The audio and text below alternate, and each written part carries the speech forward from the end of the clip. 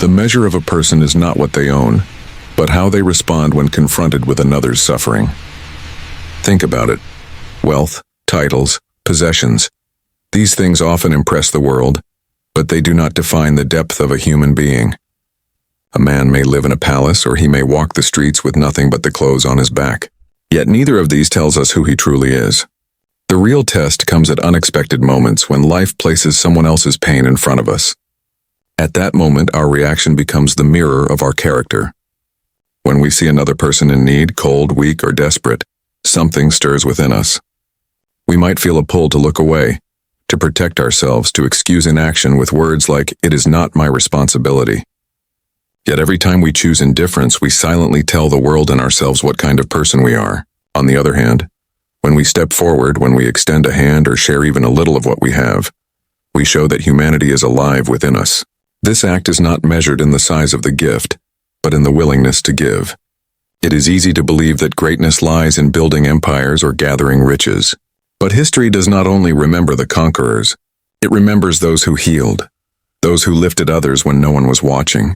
A single gesture of compassion, a coat placed on the shoulders of a shivering stranger, food offered to the hungry, or even words spoken gently to the broken-hearted, can leave a mark deeper than any monument of stone. Ask yourself, when the opportunity to help presents itself, will you recognize it?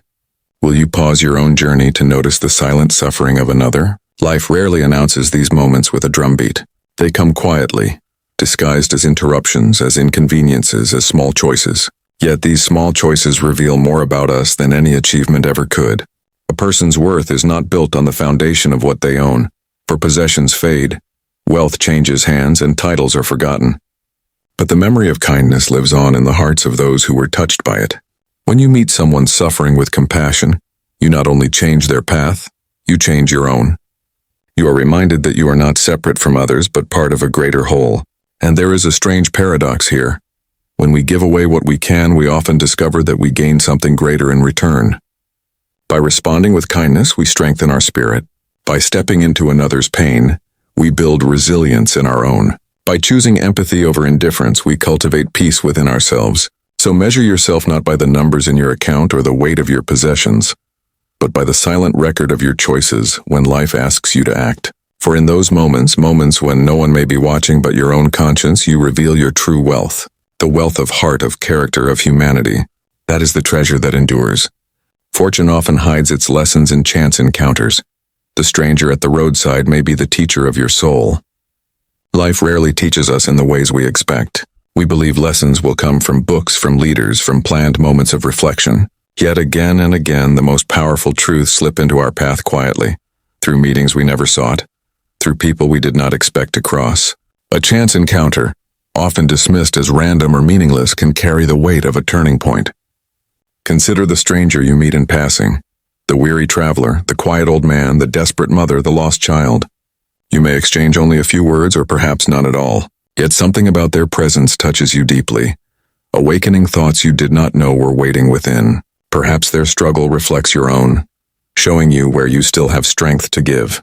Perhaps their kindness humbles you, revealing how much room you still have to grow. Or perhaps their suffering stirs a compassion you had forgotten, reminding you that your heart was never meant to be closed. We often look at fortune as wealth or luck, but fortune is more subtle than that. It does not simply give or take. It shapes us through moments. Some of these moments come as victories, others as hardships, and many as quiet meetings with those who seem insignificant at first glance. Yet those strangers can shift our direction, not because they command us, but because they awaken something within us that was asleep. Think of how many lives have been changed by a single meeting. A person wandering without purpose finds guidance from a brief conversation. Someone lost in despair regains hope because a stranger offered a hand at the right time. Even in the smallest exchange, there lies the possibility of transformation. We cannot know in advance which encounter will carry that hidden gift, which ordinary moment will become extraordinary. That is why we must live alert, open to the possibility that the next person we meet carries a lesson our soul needs. It is tempting to overlook these encounters, to pass by quickly, to label others as unimportant to our journey. But the truth is, we are all bound together, and the wisdom we seek is often carried by those we least expect. To ignore the stranger is to ignore the possibility that life itself is trying to speak to us. When you meet someone new, do not measure them by their status, their wealth, or the surface details of their life. Instead, ask quietly, what can I learn from this person? What part of my own humanity do they reflect back to me? Sometimes the answer will come immediately. Other times, only years later, when you remember their face and realize the seed they planted in your heart has grown. So do not dismiss the chance meeting, the brief conversation, the unexpected interruption. These are not accidents but threads in the fabric of your story. The stranger at the roadside, the passerby you barely noticed, any of them may be the teacher life has chosen for you. And if you remain open, you will discover that fortune's greatest lessons are not hidden in treasures or grand victories, but in the simple, unplanned encounters that shape your soul. We are bound not by blood alone, but by the duty to lift the weak when strength is within our reach. Human beings often believe that family alone defines their responsibility. We grow up learning to protect our kin, to serve those who share our name, to guard what belongs to our circle. Yet life is wider than this narrow boundary. There is a deeper truth. Our responsibility extends to anyone whose path crosses ours, especially those who stumble when we have the power to steady them. Strength was never meant to be hoarded. If you carry strength, it is not simply for your own survival but for the benefit of others. What is the meaning of being strong if your strength is used only to guard yourself? What honor is there in holding abundance if you never use it to shield the weary, the fragile, or the lost? True greatness does not shine in isolation. It is revealed when your strength becomes the shelter of another. Think of the moments when you witness someone struggling. Perhaps a stranger carrying more than they could bear. Perhaps a voice breaking with despair. Perhaps a child standing in the cold. You felt the pull in your heart, that quiet whisper urging you to act.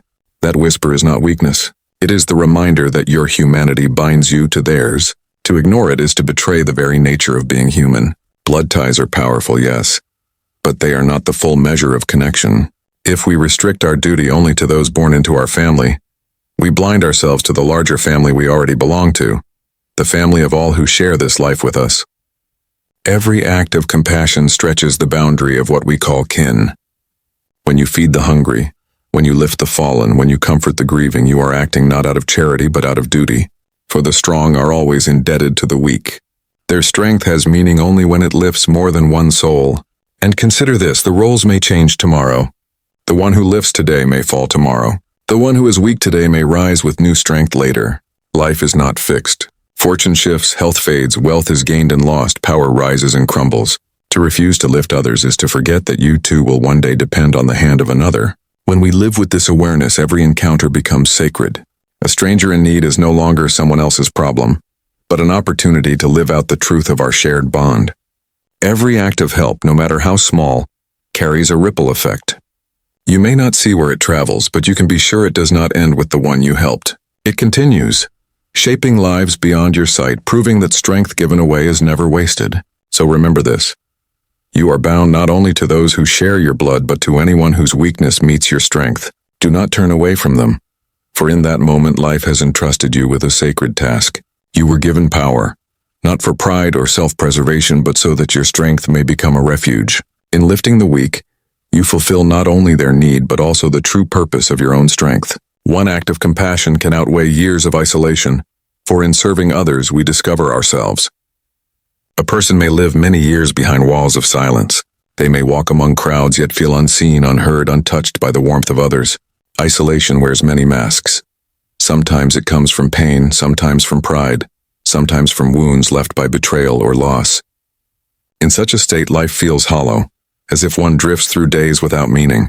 Yet all it takes is a single act of compassion, given or received, to pierce through that emptiness and remind the soul that it still belongs to the human family. Isolation convinces us that we are alone, but compassion reveals the lie. The moment we reach out to help another or allow another to help us, we break the invisible wall that keeps us apart. That simple connection carries a force far greater than years of loneliness.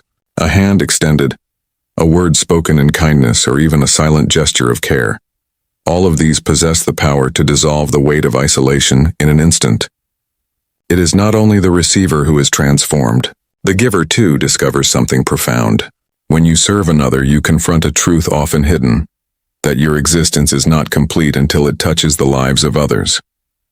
You may spend years chasing personal success, building walls of comfort and safety around yourself.